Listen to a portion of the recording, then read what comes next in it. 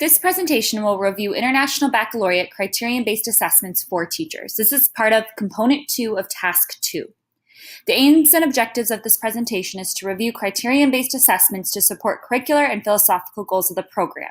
Teachers will reflect upon current assessment practices, and they'll also be provided with examples and time to look at their own criterion-based assessment rubrics and how it's translated into student-friendly language. Teachers will begin by reflecting on their current assessment practices. So how are students currently being assessed? How do students know what's expected of them? And what assessment rubrics are used for each of their assessment tasks?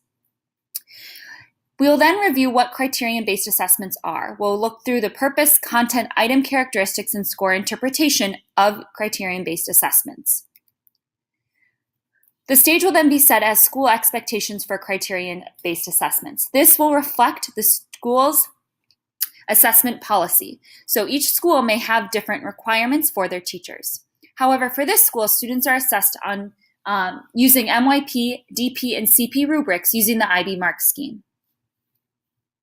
This is an exemplar of student-friendly criterion-based assessment rubrics for MYP Science Criteria C, Strand 1.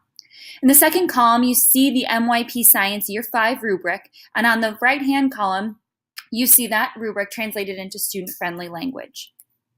Additionally, this is a CP reflective project, Criteria B, Strand 1 example for teachers to look at. Teachers will then have time to use their IB rubric for their next assessment and include a clarifying column for students that has student-friendly language. Remember, depending on the grade level, student-friendly language will look very different. Lastly, teachers will have a chance to reflect on how they are using criterion-based assessments in their class. They'll reflect on the use of student-friendly language and why that's important.